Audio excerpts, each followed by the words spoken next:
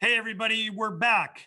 And the next section of our presentation, guys, of our virtual railroad hobby show is model train technology. And I've known Jim Lewis not that long. He was new to us last year. He was on one of our show and tells, and I'll tell you, his product is like one of those, holy cow. So I don't have that much to say about it, other than the effects that he'll present you with in this video is tremendous. And it's a longer video, guys. It's going to go over, but we don't care because the product is great. And there's a part 2 to this as well that will get the word out there to you, so you can see. But this next video is like 18 minutes long. But what I wanted to also say is Jim has over 50 YouTube instructional videos out there. Amazing all having to do with the amazing products that he has to offer. So check that out. But let's start with this part 1 of this video. So let's roll the videotape. Hello everyone, my name is Jim Lewis. I'm the founder of Model Train Technology. We're a new company and we're focused on lighting and animation and sound. And today is a virtual workshop where we're going to be highlighting 2 groups of products that we make. One is light boards for passenger cars and cabooses, and we'll show you how we do that. And then the second section is our lighting controllers for buildings and the layout. And included in that are our new fiber optic control lighting systems. As well, we'll show you some new products at the end, including our multicolored block signals that are lit and controlled by fiber optic lighting. It makes everything a whole lot easier. This is going to be a whirlwind that takes about 40 minutes for the 2 sections, and then we'd happy to hear from you. If you'd like to reach us directly, my email is jim@modeltrainman.com or jim@modeltraintechnology.com. Both will get you to me. And our website is modeltraintechnology.com.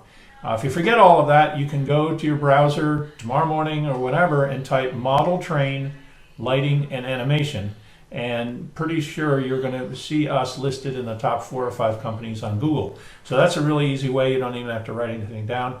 Really appreciate hearing from you, and we're excited to share with you what we've invented over the last 18 months. Thanks for watching.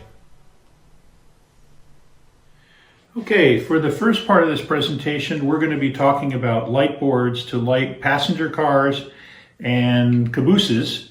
And this is where it all started. I had an N-scale Amtrak.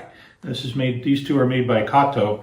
And I wanted to light this car. I had a whole train, 11 passenger cars, and there was no lights in them. I mean, Kato has some cheap single LED and plastic light pipes, but they don't work very well. So I took the car apart and I bought a Digitrax 4-function decoder, hacked out the seats, put some LEDs in there, and I got it to work, but it was a lot of work and it destroyed the inside of the car. So I said to myself, somebody must have designed and built a board that will slip right inside there. And well, you know the story, there wasn't. So this is now the 12th generation of the LED light board. This has a full DCC compliant decoder on it. It works like an engine decoder called a multifunction decoder. This one has, excuse me, all of the banks of capacitors, which we've now been able to add on. This is a new technology. These tantalum capacitors are very small and compact and very efficient. And there's some other features on the board that we'll go through in just a minute. But that fits perfectly inside the roof and inside the plastic tabs, actually would go that way, inside the Kato car. And of course the Kato have wheel pickups on both trucks. So this works great. And usually for the Kato, we recommend that you use one extra bank of capacitors. So you can buy the board with 1 capacitor, 4 capacitors, or 7 capacitors. And if you're going to use our brass pickups, which we'll talk about in just a minute, we suggest you put all the capacitors on there and go that way. The board, all of the LEDs are mounted on the board. You can't cut this, it's just one piece. If you have a smaller, some of the European cars require a shorter board. We have a shorter version of that. This is 124 millimeters. This is 144. And all of these LEDs come in 4 colors. So when you order the board, you can choose 2000K, which is a kind of yellowish candle color. We use that often for the cabooses. 3000K, 5000, and 6500. And the difference is 5000 and the 6500K tend to be a much brighter sort of fluorescent bluish color. This car has the 3000 in it. And I'm going to turn on the lights over here. And the functions of this, you can adjust the brightness remotely. I'm using a Digitrack system today. There are 2 circuits on the board, one for the main LED lights in the board, and then an auxiliary pad so you can attach LEDs and marker lights. Now, what we usually do is we take a pre-wired 0402 LED and dip it in something called gallery glass. It dries crystal clear.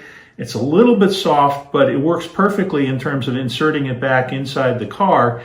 And the beauty is as you use it as a kind of glue, it is removable. So if you make a mistake or you need to make a change, or if the LED burns out, which is pretty rare, but if you had to do that, you can change it. So we don't recommend you use super glue or anything like that. All right. Now, that works great if you have a Kato car, but if you have another brand that doesn't have the wheel pickups, and some of the other cars did, then what do you do? So I'm going to use this HO board car, and I'm going to show you exactly what we did. We have something called floating brass. And what we do is, so I wanted to be designing circuit boards. I didn't want to be spending time figuring out this brass strip capability. But I tried everything and it didn't really work. And so we came up with this idea that if you soldered a piece of wire to a brass strip and then slid it underneath the axles, just like this, and then just wrapped it around the axles, it produced, it caused a lot of surface area contact between the axle and the brass, which is good. And also, kind of by trial and error, we discovered that by not gluing it and fastening it to the truck and let it float, it avoided one of the key problems of all of those systems, is pinching the axles. And that, of course, creates a lot of friction on the car, and that's bad. So this has worked really well for us, and it's easy to install. We get these brass strips. We have them custom etched in Scotland. And this is what it looks like when it comes to you, and you can just use a regular pair of scissors to cut it up and stick it in here. This is the N size. There are 7 strips, and on the HO, it's 2 millimeters wide, so there are 5 strips on there. I think these are $5. So we're not trying to make money on this, just make it available to you. And so let's take the car apart. I left this loose, as you saw. And inside, this is our HO board, and this has, you can order up to 12 of the super caps. On the HO boards, we have a switching power supply. What that means is that the current coming from the tracks is about 14, just under 14 volts typically. The LEDs and the CPU on here for the decoder only need 5 volts.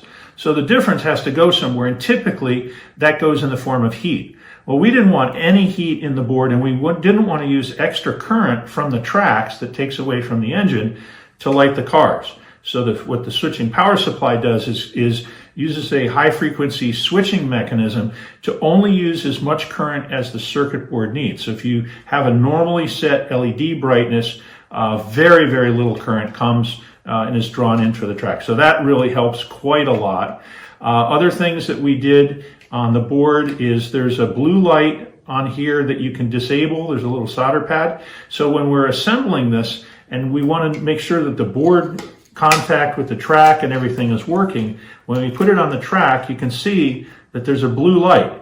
So once we've got the install working and everything, then we can disable that and put the top on. Likewise, there's an LED in the back for a red light to connect for the rears, just to make sure that's working.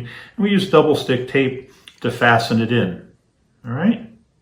The last thing that we did, which is a fairly new part is I was taking these apart and I forgot, I'm doing installations for customers and I would forget the address. And so I'd have to disconnect and put the programming track together and so forth.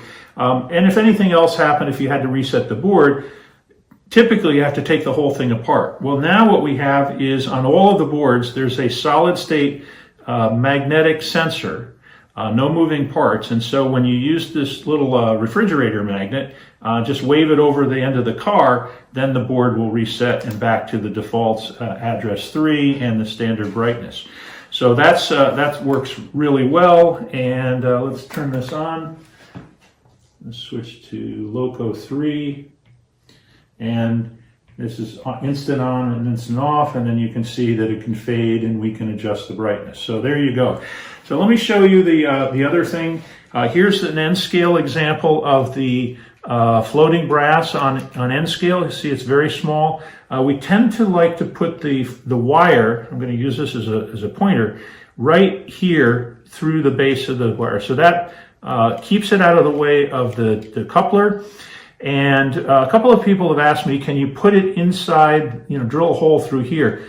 We don't recommend that for 2 reasons. You can see that you can't see the wire here because it's going up into the body. So there's no wire hanging down and running the potential of catching something on the track. So what the wire goes through here and right inside the body and up through the body of the car.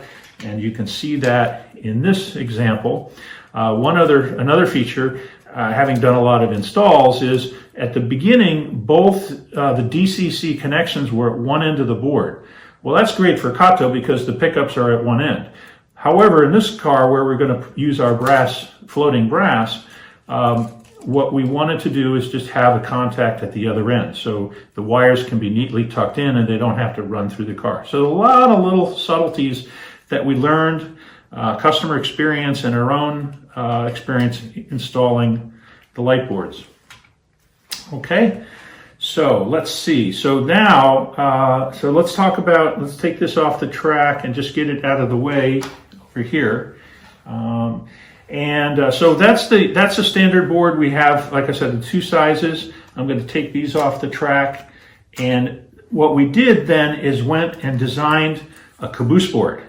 And of course, the caboose has no pickups, and they never have pickups. So we used our floating brass and put that in. And the first board that we made, this is actually one of the samples, it worked okay, but because the car is so light, particularly in N scale, and it was not designed for the pickups, it was intermittent. The light was intermittent. It just didn't stay on long enough. So we fiddled with that a little bit. We redesigned the board, and we added a special, what we call super cap board. And these can be piggybacked underneath the main caboose board. In fact, you could have more than one if you like. And that really does an incredible job of keeping the lights on. So that works out fantastically well. And I'm going to show you how well by putting this car on the track. And let's see, get the right loco here going. Oh, don't have it on the wheels. There we go. There we go. Okay. So you can see, whoops, I just bounced it off the track. There we go. All right. So what I'm going to do is pick up one end of the car here, and you're going to see, get that right there. There we go. Let's see, get rid of that. Okay, so we got okay, there we go. So when I pick up the wheels off the car, the lights stay on for 3 or 4 seconds. I'm going to pick it all the way up, put it back down on the track, pick it up. So you can see if it was going over a frog, it'd do a great job, and pulled behind a freight train, terrific. So this is, interestingly enough, nobody had put together a combination of parts to light cabooses. So we have an N scale and HO caboose kit. And no caboose would be complete without a lantern. Well, we couldn't find lanterns that we could just resell. And as we'll talk about a little bit later, we got into the 3D business. So now we have an HO size lantern. You can get warm white or red for the LED. And there's a little tiny LED that we put in there, and we use some more of our gallery glass. and that can be fastened on and attached to the auxiliary pads on the caboose board. Now that's the HO one. For N scale, we had to do something different. Here is the N scale. Actually, let me show you the car here. So here's the carcass that goes on here. You can see right at the end, at the back, there's a lantern. And inside the car, we have a fiber optic cable. It's about an inch, a little over an inch long, and a dongle, which has the LED inside of it. So that bit looks like this. And I have this connected up to one of our controllers, just so you can see it. And you can see that the red light, I can turn it on and off there. And that just goes right inside the N-scale caboose. So pretty cool. All right. So that's the caboose side of things. And now we'll go into one more thing on the HO. So here are the two HO boards. This is a double row board. Oh, I didn't mention on N-scale. So almost all the light boards have a center row of LEDs, whether you're battery powered or some other kind. And most of our boards that we sell, the center ones are just fine. But for the sleepers, there's a hallway, and then there's the rooms for the cars and the sleepers. And so we have a dual row board available in N-scale. But we also have it in HO. Now, what we found is that from customer feedback, customers saw this double row board and said, well, that's great. I can use that and hook that up to my DCC system, and I can use that to light my backdrops and my scenery. So can you give me some different ways to connect this up, not just DCC? So this board has a number of different features. We didn't need to put all the capacitors on because we're not going to put it on the track. There's a little push button here, and if I push it once, the light will come on, and we can push this again to adjust the brightness. There's no mechanical switch here, so this is all done by the circuitry and the push button. And when I get it to what I want, I just push once and it will blink, and that will save the setting. You can also turn on the rear LED light, and you can have that blink as well. So that will means that the board will work on DC as well as DCC, and of course all of the other boards will as well. The last thing that we have in the works for product release over the next 60 days is a remote control infrared sensor on here where you can remote control this. So one of the things we found is that when people are operating their trains, they might have two trains running, to then try to switch back and forth to turn the cabin lights on the cars got to be a little problematic. They said, look, I'm just going to turn it on and off occasionally. Can you give me a non-DCC way to do that? So that's definitely coming. And then if any of you have spent time on our website, you may have noticed that we have quite a number of dome cars, both in HO and N scale. And so this is the only board we make which does not have a decoder on it. It just has a series of LEDs. And this can be cut at different lengths. There's connectors on either end. These wires can be connected to the main boards and turned on and off in parallel with the mains, or it can be connected with the auxiliary and turned off separately. So we do that on the dome board where there's not an end of car red light. We'll use the same circuit to turn on and off the dome lights. And this could be 2 or 3 lights, or it could be the whole dome board. We also found a couple of customers said, well, this is great. This is inexpensive. I like the way this is set up, and I can fasten this inside my buildings to provide lighting. And we're going to talk about building lighting in the next section. But this is a dual purpose, both for dome car lighting and for building lighting. So we have a very complete selection of lighting boards. I mentioned all in different colors, different capacitor types. And with the floating brass, there's no reason not to light your cars.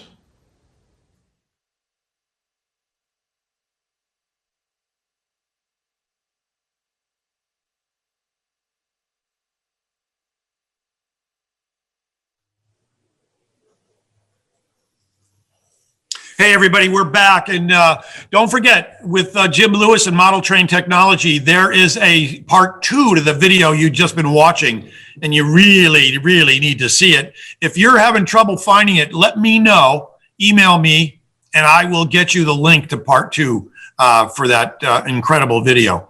Hey, and by the way, the last time we looked at a rail camp, we were in La Planta, Missouri. I hope I'm saying that right. But that's where we were, and we'll be heading to another part of the country in a bit. But before we do that, let's go look at New England Steam Corporation, NESC. Now, a little bit of history to this, guys. And this is Richard, Rich, I hope I say your name correctly. It's, I don't know how to say it. Glueck, Glueck. I apologize if I got it wrong. No one ever gets my name wrong. But anyways, guys, we're talking about www.newenglandsteam.org, and they have a video we're going to watch. And watch the first few seconds. I had to play it back a couple of times because it's actually pretty close to downtown Waterville, Maine. My grandfather was a sheriff there. I used to climb 470, that Maine Central last passenger locomotive when I was a kid in the early 50s. And then what they did was they moved it more over to the shops, which is more by Front Street. And my uncle lived on one of the cross streets there on High Street and worked in the Maine Central shops his entire life. His name was Albert Nelson, and he worked there forever. And I was too young. I wish I weren't, or wish I wasn't, I guess, because I would have loved to have seen those shops back when I was a kid, but I was a little too young for how interested I was going to be in trains. So anyways, watch for that and watch what they're doing. And I'll tell you what, 470 is going to live again. They're moving right along with this. So let's go to that video. Let's play. And don't forget to watch at the beginning, and you'll see a real quick shot of that railroad or the locomotive when it was on some track right in the center of Waterville. Go ahead, hit it.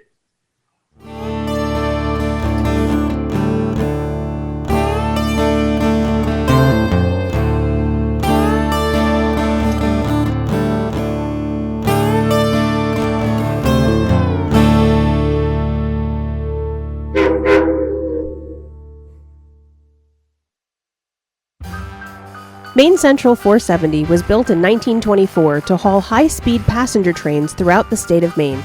Assigned to the famous Bar Harbor Express, 470 spent 3 decades in service transporting vacationers to and from Maine's most scenic tourist attractions. With the arrival of diesel-electric locomotives in the late 1940s, the fate of steam locomotives was sealed. On June 13, 1954, 470 made the ceremonial final run of a steam locomotive on the Maine Central.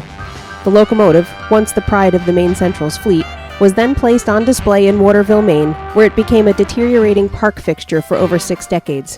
Despite its condition, it remained the largest surviving steam locomotive of the New England states and maritime Canada. The nonprofit New England Steam Corporation was formed in 2013 to purchase, relocate, and restore this iconic locomotive.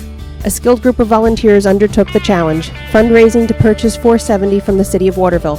Under the guidance of these volunteers, the locomotive was relocated to Washington Junction Yard in Hancock, Maine in 2016, where it has been placed under cover in a specifically built restoration building for the first time in over 60 years. A growing membership of over 200 individuals and families continues to support the locomotive's restoration, which progresses as funding becomes available. Weekly work sessions are held to repair and rebuild the engine. Dedicated volunteers clean, refinish, and lubricate substantial areas of 470's machinery under the guidance of qualified mechanics and machinists. All appliances, trucks, brakes, and electrical systems are completely torn down and critically inspected for safety. Those that do not meet the strict federal standards are slated for complete replacement. Many of the locomotive's parts have already been inspected and rebuilt, including the cross-compound pump, turbo generator, headlight and backup light, tender trucks, and tender frame. When parts are replaced entirely, every effort is made to preserve the historic fabric of the original. The replacement tender tank will reincorporate the original coal doors, handholds, ladders, and other fixtures. Historic continuity and skills are significant aspects of the restoration project. Hot riveting, the traditional method of joining metal, is being taught to volunteers and incorporated into the refinishing of the original cab and especially the new tender tank. Riveting will not only add to the structural integrity of the tender, but preserve a skill which would have been the standard method of assembly during the age of steam railroading. New England Steam has 3 major objectives in this restoration: preservation, education, and heritage tourism. Many of our most energetic volunteers are university and technical college students, and the organization hosts annual public and family education events. Once completed, 470 will be a unique tourism draw in the northeastern thumb of the United States. Not all work can be done by volunteers. Measuring boiler steel thickness and making boiler repairs will be performed under the guidance of contracted licensed professionals, all of which come with a price tag. Memberships and donations can significantly advance this portion of the restoration. If you look forward to the day when people can stand trackside to soak in the scents, sounds, and spirit of steam railroading in the pine woods of Maine, we urge you to join our organization.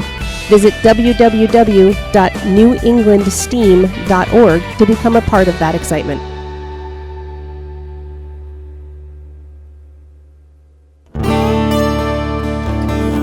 Hey everybody, we're back and we're going to queue up our next video. But in the meantime, we're heading over to Skycomish, Washington. And the camera there, guys, is at the Cascadia Inn where you could stay. So let's go take a look at that.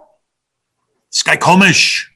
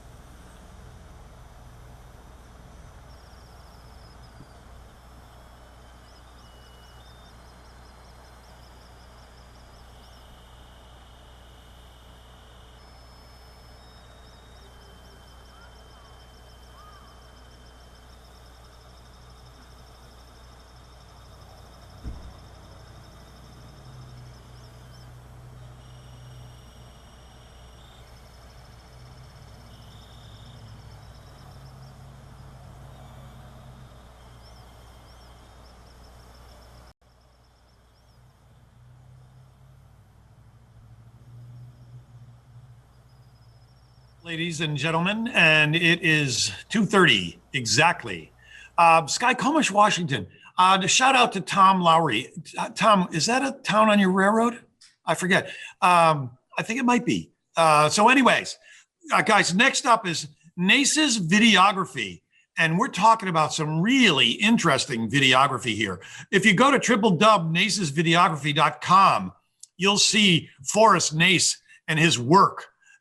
And it is award-winning videography, guys. He's won Hermie Awards. He's actually won Communicator Awards. He's won Telly Awards, various awards for editing, sound, lighting, etc. But he's won a slew of them. And if you go to his website down towards the bottom, you'll be able to see. And the quality of these videos are really great. And really what they are, and it's interesting. I love what he said. John, make sure you explain to people that these are model railroad reenactment movies and documentaries, including complete layout, operation, and scene coverage from many vantage points with interviews and how-to segments. That's important stuff. So I've got a 10-minute video. Let's head over to the 10-minute video and watch, and you'll see the quality work that Forrest does. Let's hit that video, guys.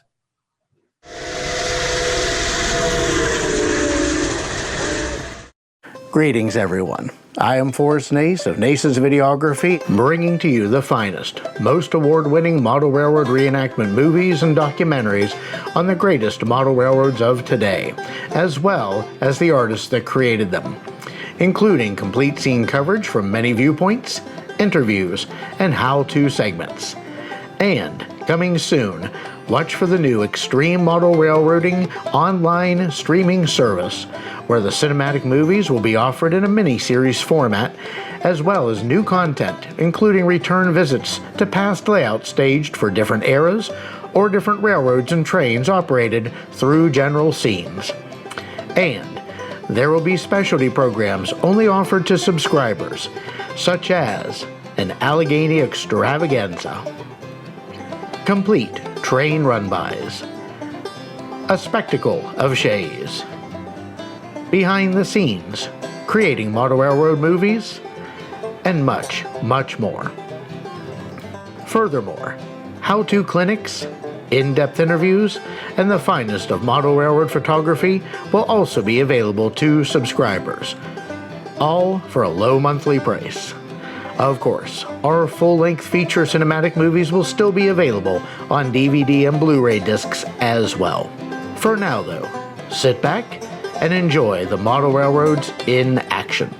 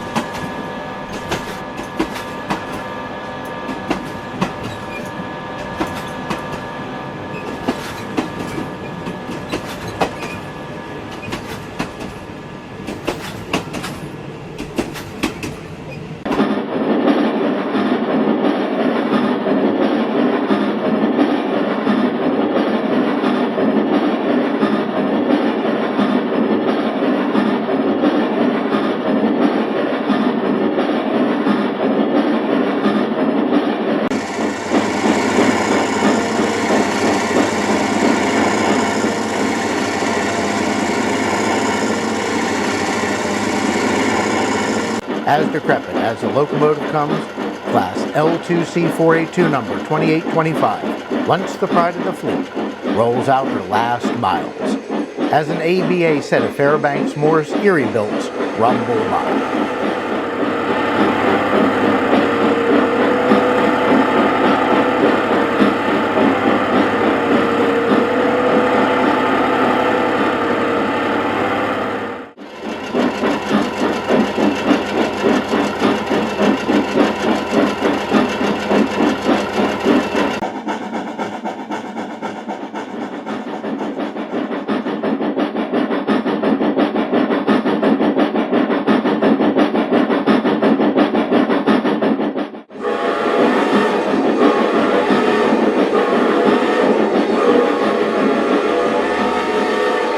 We watch Erie Class N1 282 drop off 2 boxcars at the local tannery.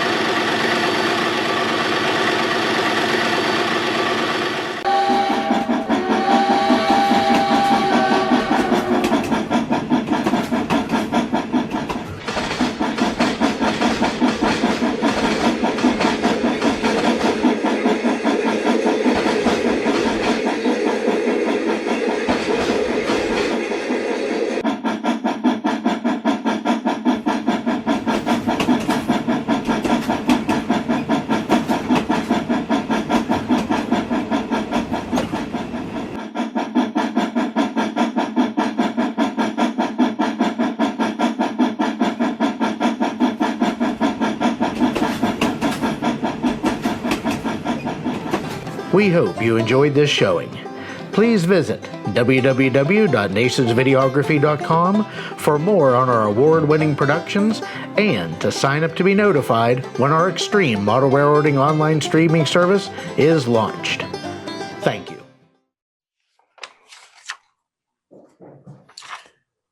Wow, I really want to thank Forrest for that. I'll tell you, if it wasn't for the fact that I saw no water moving out of the pipe in some of those videos, I said, wait a minute, is that real? But it wasn't. It was all model work. Incredible work, Forrest. Thank you so much. Hey, everybody, while we are waiting to tee up Athearn and our live interview with Athearn, we're actually going to head over to Santa Fe Junction.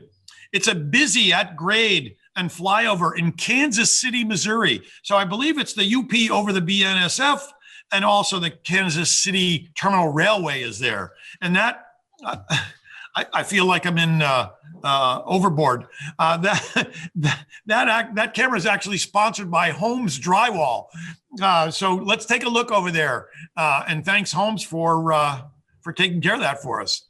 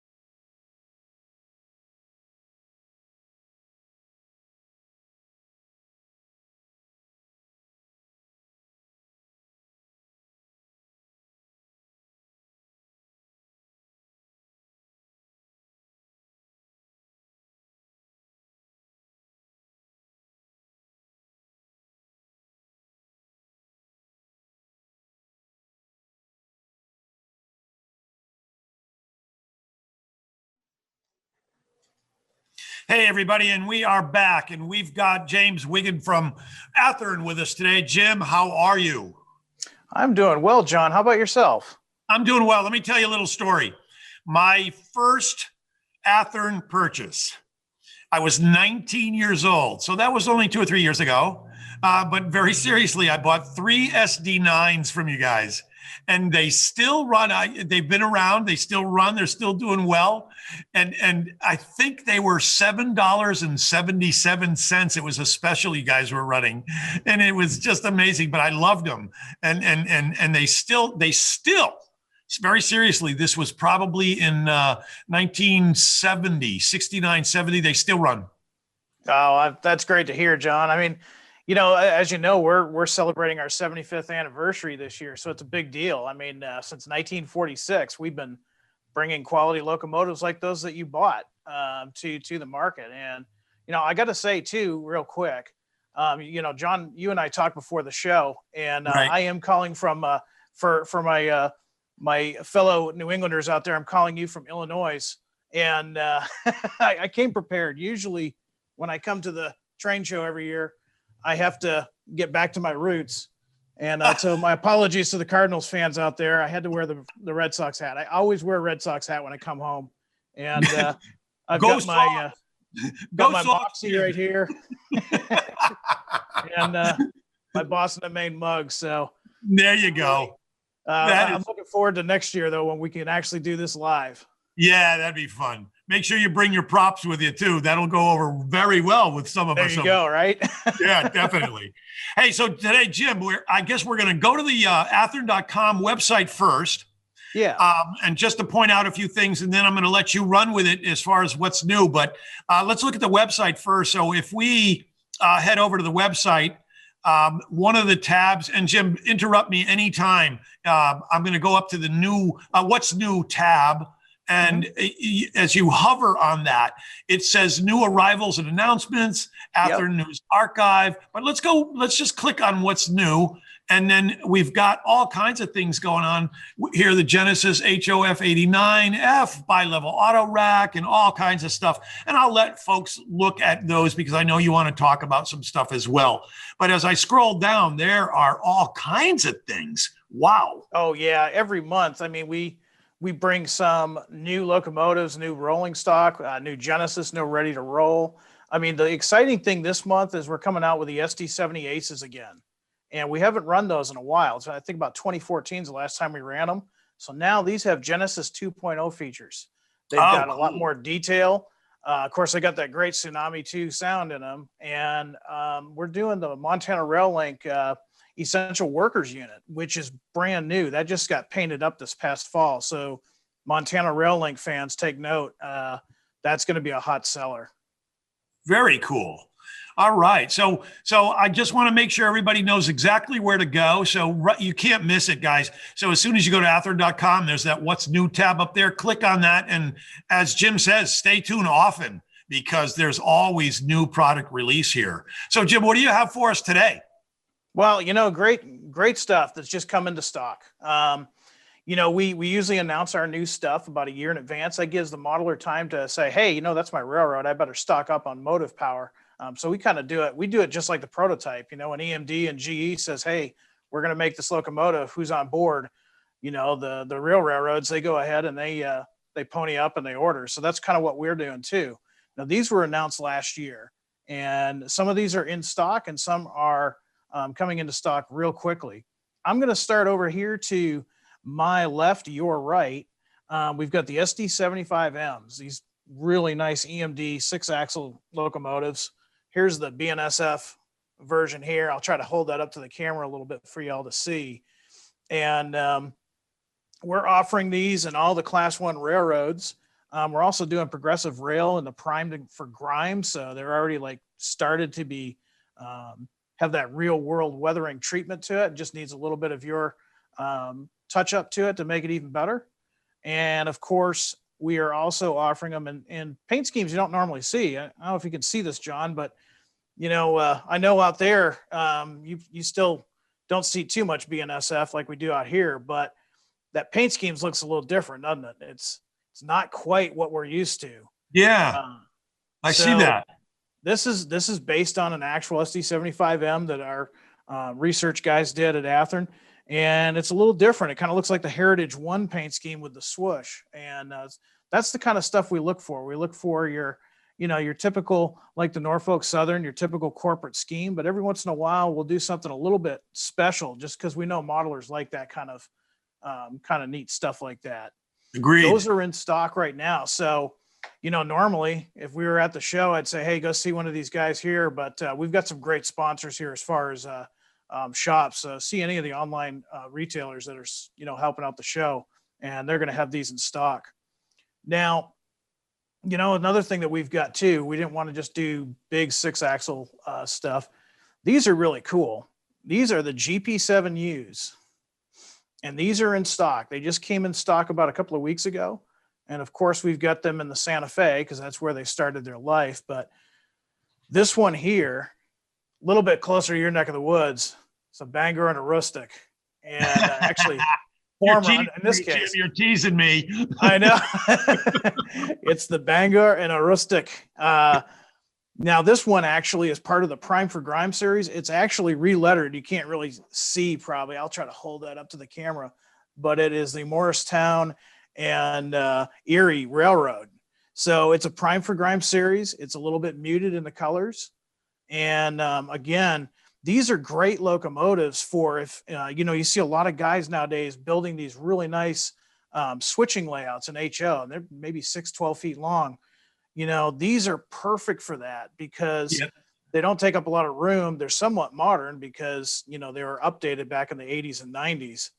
And we've got them in a variety of paint schemes. We've got this Cargill one here, which is really sharp. Perfect for maybe you've got a large layout and you need something to switch your grain elevator operations. This Cargill one here is perfect. And as you can see, we've got details that the other locomotives don't have. So the guys at Athearn, they really put in the effort. They do a lot of research on these. They want to make sure if this is a Santa Fe locomotive, it's going to have the right detail parts for that. And conversely, just like with the Cargill one that we have here, it's going to have different detail parts because that's what happens in the real world. Mm-hmm. And then let's see. These have been highly anticipated for. We announced these last spring. These are the SD60Ms. And not only are they the SD60Ms, they're Railfans always call them triclops because you can see that cool window or arrangement, that 3-window. Yeah. Here we've got the Burlington Northern Whiteface, which was real common when I first moved to Illinois almost 25 years ago. And we've got the really sharp Canadian Pacific version too. Now, these are going to have, all the Genesis features that you're looking for. You can get them with the Tsunami sound or without. And, right now it's a great time to be a model railroader. We've got everything from big class 1 to small short line. Excellent. Yeah, a lot of nice stuff there, Jim. Impressive. It's a lot of fun. And, for the guys that are watching this that are on my neck of the woods from New Hampshire, Boston and Maine GP40-2s are probably in stock right now for the Boston and Maine. So, you are such a tease. Like I said, hardcore New Englander from day one, and you can take the New Englander out of New England, but you can't take, you know how it goes. I know what you mean. That is fantastic. Jim, thank you so much for spending the time with us. I also wanted to mention that you guys are Platinum Class Service sponsors, so we really appreciate that. And we look forward and to seeing you next year live and in person at the show. And I'm sure we'll hook up there as well.